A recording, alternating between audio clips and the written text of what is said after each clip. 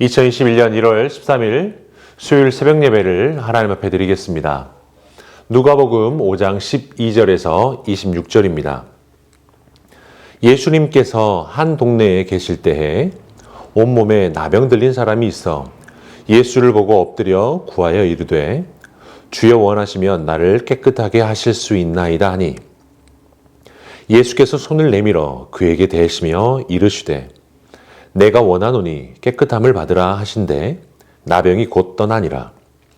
예수께서 그를 경고하시되 아무에게도 이르지 말고 가서 제사장에게 내 몸을 보이고 또 내가 깨끗하게 됨으로 인하여 모세가 명한 대로 예물을 드려 그들에게 입증하라 하셨더니 예수의 소문이 더욱 퍼짐에 수많은 무리가 말씀도 듣고 자기 병도 고침을 받고자 하여 모여 오되 예수는 물러가서 한적한 곳에 기도하시니라.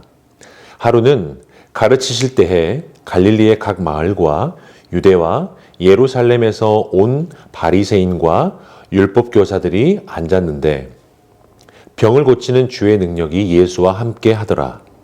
한 중풍병자를 사람들이 침상에 메고 와서 예수 앞에 들여놓고자 하였으나 무리 때문에 메고 들어갈 길을 얻지 못한지라.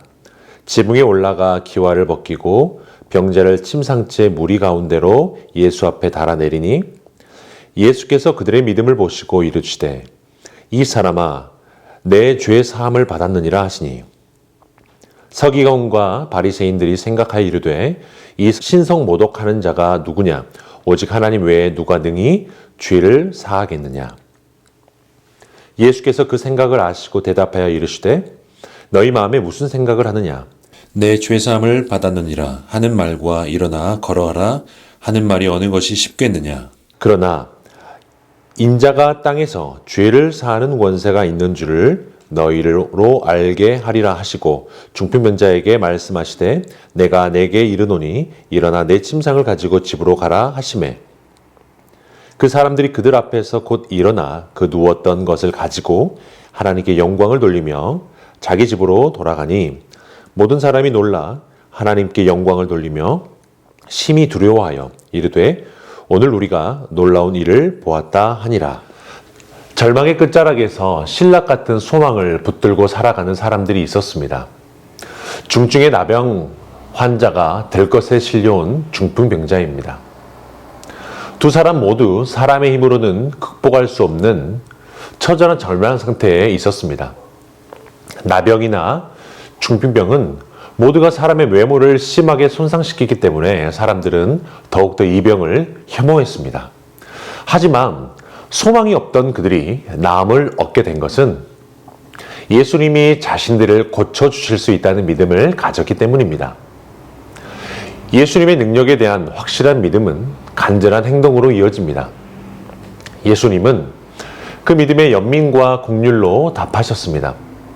나병 환자의 환부에 직접 손을 대신 것이죠. 예수님은 말씀만으로도 충분히 그를 고치실 수 있었습니다. 그러나 오랫동안 누군가의 따뜻한 손길을 전혀 느껴보지 못했을 나병 환자에게 예수님의 손을 통해 하늘아버지의 사랑과 긍휼의 마음을 전달되었을 때 그 감격은 말로 다할 수 없었을 것입니다. 예수님은 이 나병 환자의 마음을 헤아리시고 뭉그러지고 더러워진 그의 몸에 손을 대셨습니다. 구약시대에는 사람이 부정한 것을 만지면 부정해졌지만 예수님이 부정한 것에 손을 대시자 부정한 것이 깨끗해졌습니다. 예수님의 말씀으로 명하시자 나병은 더 이상 그의 것이 아니었던 것입니다. 성경에서 나병은 영적인 상태에 대한 이미지로 자주 묘사됩니다. 가장 심각한 질병이라고 할 수 있는 육체적 나병은 아니지만 영적 나병 환자들이 있습니다. 죄로 사로잡혀 무력해진 상태, 분별력과 판단력을 상실한 채 추하고 부끄러운 모습으로 살아가는 인생들, 무엇보다도 그 지경이 되도록 감각 없이 살아가는 죄인들이 있습니다. 처음에는 별것 아닌 점이나 얼룩 같은 모습으로 시작되지만 결국에는 죽음에 이르는 나병처럼 우리 안에 영적 나병의 흔적과 자취들이 생겨날 수 있는 것이죠. 하지만 우리 연약함을 주님께 맡길 때에 우리 영혼은 안전할 것입니다. 중풍병자의 친구들도 나병 환자처럼 예수님께 접근하는데 어려움을 겪었습니다. 예수님 주변에 너무 많은 사람들이 있었지만 그들이 포기하지 않았습니다. 그들은 너무도 간절했기에 포기하지 않았습니다. 그래서 지붕을 뚫고 침 상태의 환자를 달아내렸습니다. 어찌 보면 극단적이고 저돌적이기까지 합니다. 하지만 그런 행동에서 우리는 그들의 간절함과 중풍에 걸린 친구에 대한 사랑의 마음을 읽어낼 수 있습니다. 확실한 믿음은 간절한 마음과 적극적인 행동을 가져옵니다. 간절한 믿음의 행동이 기적을 낳을 수 있는 것이죠. 예수님은 병 고침에서 한 발 더 나아가 중요한 선언을 하시는데 20절에 보면 예수께서 그들의 믿음을 보시고 이르시되 이 사람아 내 죄의 사함을 받았느니라. 예수님은 치유 능력을 넘어서는 구원 사역을 통해 하나님께 영광을 돌리셨습니다.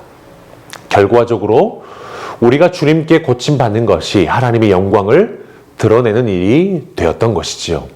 사랑하는 성도 여러분, 힘들고 불가능해 보이는 상황 속에서 우리는 어떤 태도를 취하고 있는가요? 여러분은 믿음의 행동인가요? 불신의 행동인가요? 우리가 믿는 것은 그 믿음은 기적을 낳을 수 있습니다. 하지만 기적을 낳는 믿음은 갑자기 생기지 않습니다. 또한 그러한 믿음은 안전한 곳에서 결코 성장하지 않는 것이죠.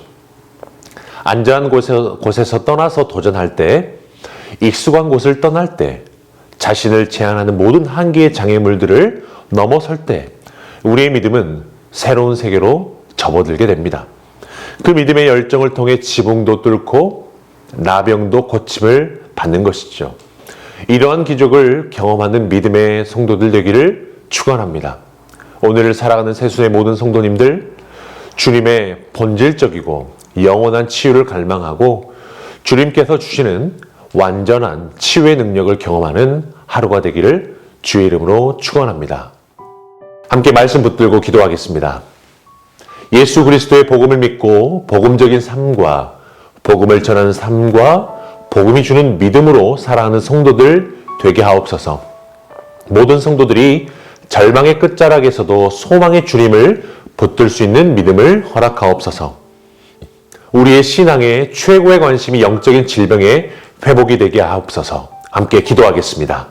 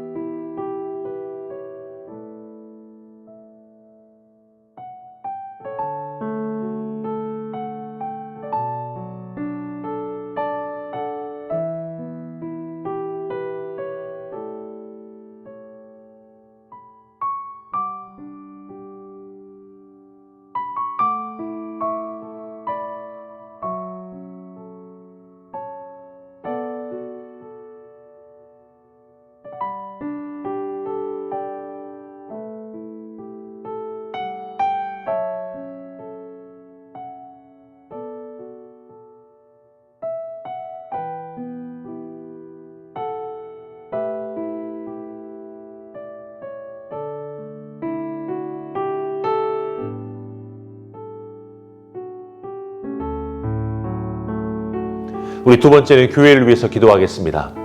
담임 목사 청빙 과정을 통하여 세순의 모든 성도들이 하나님의 은혜를 구하게 하시고 청빙의 과정을 통해서 모든 성도들에게 덕이 되는 은혜를 주옵소서. 코로나로 인해 위축된 사역들의 힘과 지혜를 주셔서 비상하는 2021년 되게 하옵소서. 2020년 각 위원회 감사를 진행하는 분들에게 건강과 지혜와 능력을 주셔서 주의 몸된 교회를 잘 세워가는 감사가 되게 하옵소서.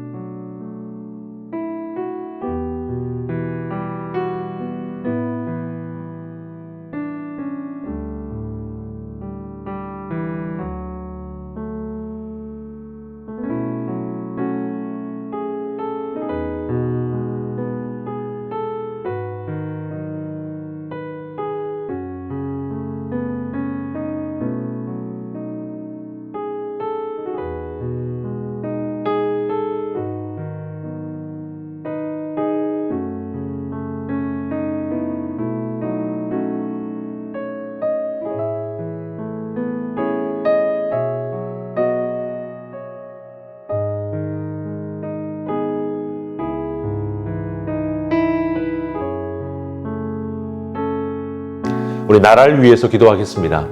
코로나로 심각해져 있는 상황에서 방역 단계가 상향되어져 가고 있는데 방역 당국에 지혜를 주셔서 효과적인 대응을 하게 하시고 의료진들에게 능력을 부어주셔서 확진자 치료에 힘쓰게 하시고 안정적인 코로나 백신이 개발되어 빠른 시간 안에 접종이 이루어지게 하옵소서.